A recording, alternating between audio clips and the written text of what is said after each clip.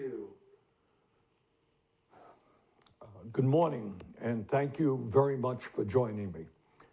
I want to express to each of you my deep gratitude for helping to create an unprecedented grassroots political campaign that has had a profound impact in changing our nation. I want to thank the hundreds of thousands of volunteers who knocked on doors, millions of them, in the freezing winters of Iowa and New Hampshire, and in the heat of Nevada and in South Carolina, and in states throughout the country. I want to thank the 2 million Americans who have contributed financially to our campaign and showed the world that we can take on a corrupt campaign finance system and run a major presidential campaign without being dependent upon the wealthy and the powerful. Thank you for your 10 million contributions, averaging $18.50 a donation. I want to thank those who phone banked for our campaign and those of you who sent out millions of texts. And I want to thank the many hundreds of thousands of Americans who attended our rallies, town meetings, and house parties from New York to California.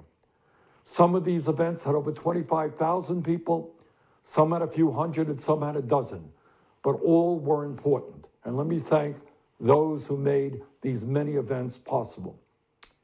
I also want to thank our surrogates, too many to name. I can't imagine that any candidate has ever been blessed with a stronger and more dedicated group of people who have taken our message to every part of this country. And I want to thank all of those who made the music and the art an integral part of our campaign. I want to thank all of you who spoke to your friends and neighbors, posted on social media, and worked as hard as you could to make this a better country. Together, we have transformed American consciousness as to what kind of nation we can become, and have taken this country a major step forward in the never-ending struggle for economic justice, social justice, racial justice, and environmental justice. I also want to thank the many hundreds of people on our campaign staff. You were willing to move from one state to another and do all the work that had to be done. No job was too big or too small for you. You rolled up your sleeves and you did it. You embodied the words that are at the core of our movement, not me, but us. And I thank each and every one of you for what you've done. As many of you will recall, Nelson Mandela, one of the great freedom fighters in modern world history, famously said, and I quote, "It always seems impossible until it is done," end quote. And what he meant by that is that the greatest obstacle to real social change has everything to do with the power of the corporate and political establishment to limit our vision as to what is possible and what we are entitled to as human beings. If we don't believe that we are entitled to health care as a human right, we will never achieve universal health care. If we don't believe that we are entitled to decent wages and working conditions, millions of us will continue to live in poverty. If we don't believe that we are entitled to all of the education we require to fulfill our dreams, many of us will leave school saddled with huge debt or never get the education we need. If we don't believe that we are entitled to live in a world that has a clean environment and is not ravaged by climate change, we will continue to see more drought, floods, rising sea levels, and increasingly uninhabitable planet. If we don't believe that we are entitled to live in a world of justice, democracy, and fairness without racism, sexism, homophobia, xenophobia, or religious bigotry, we will continue to have massive income and wealth inequality, prejudice and hatred, mass incarceration, terrified immigrants, and hundreds of thousands of Americans sleeping out on the streets in the richest country on earth. And focusing on that new vision for America is what our campaign has been about and what, in fact, we have accomplished.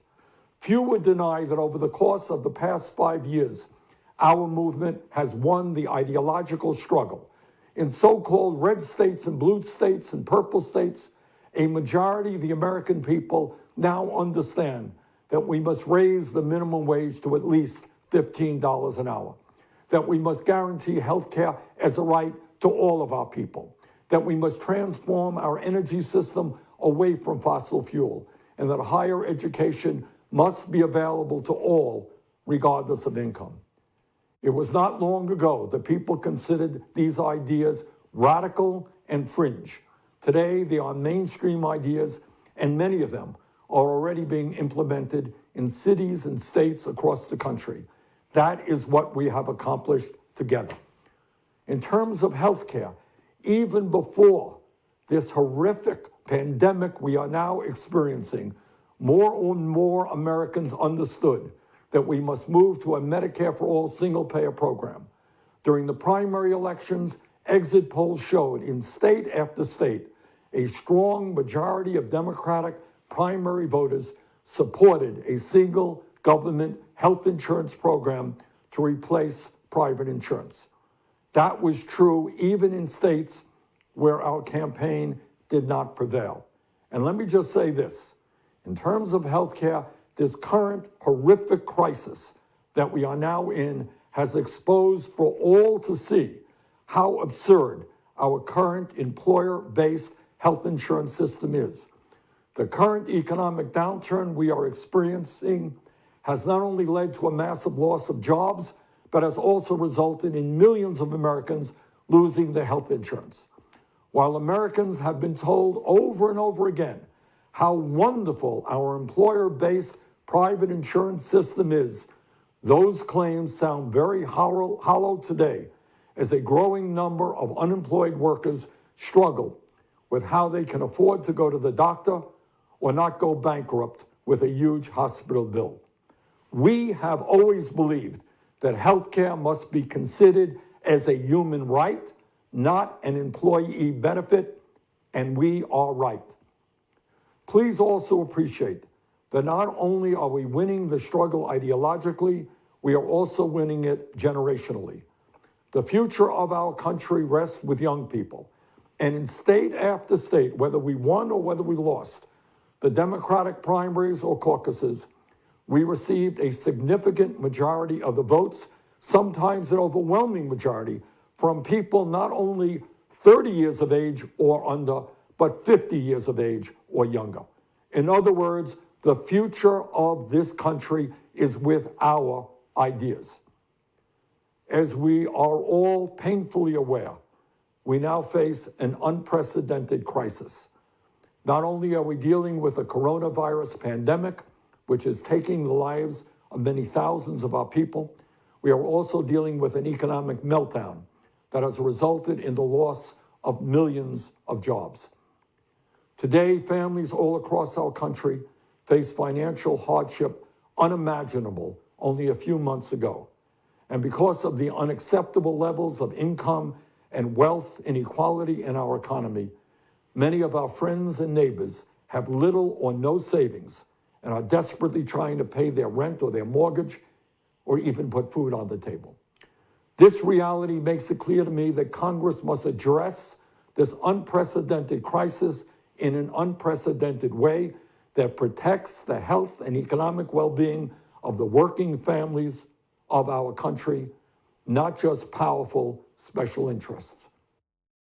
As a member of the Democratic leadership in the United States Senate, and as a senator from the state of Vermont, this is something that I intend to intensely be involved in over the next number of months, and that will require an enormous amount of work.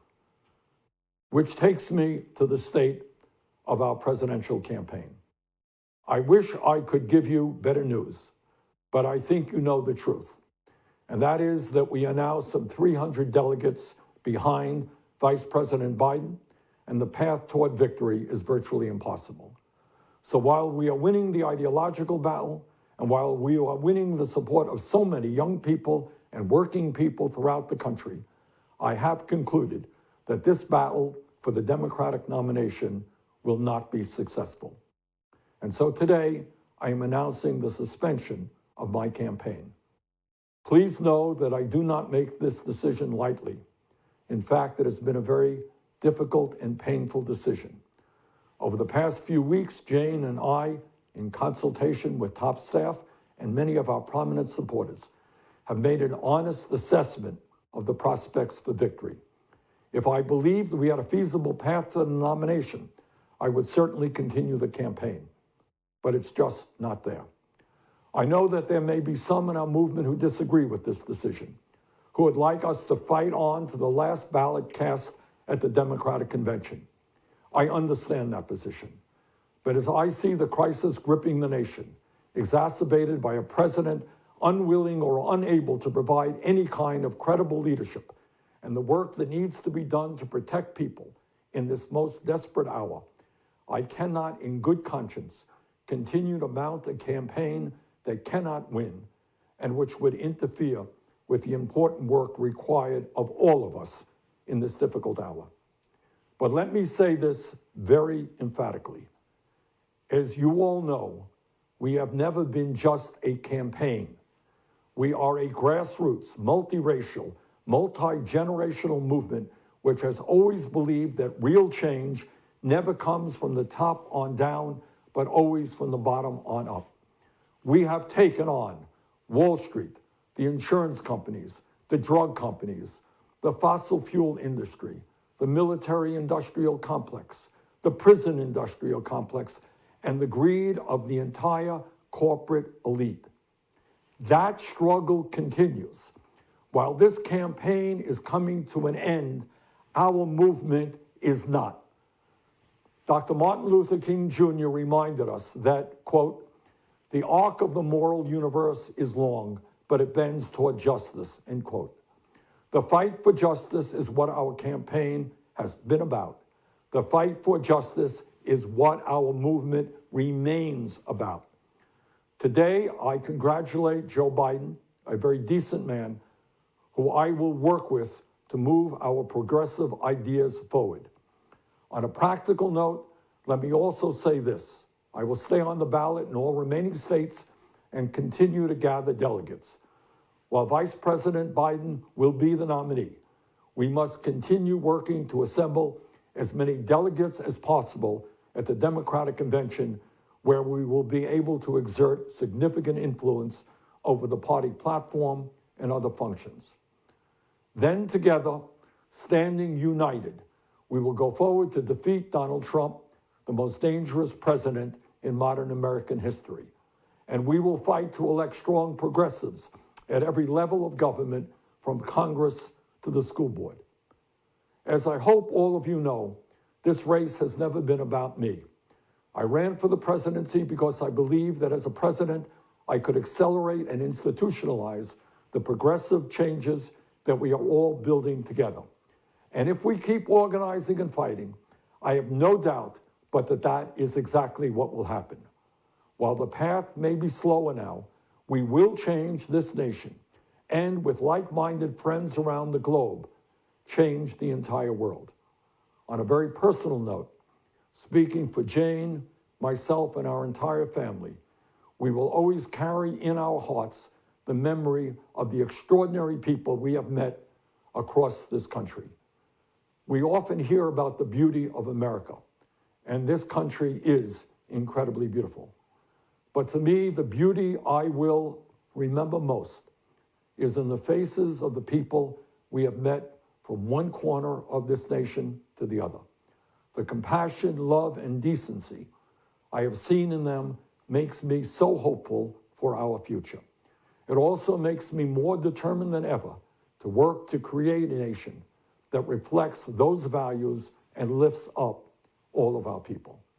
Please stay in this fight with me. Let us go forward together. The struggle continues. Thank you all very much.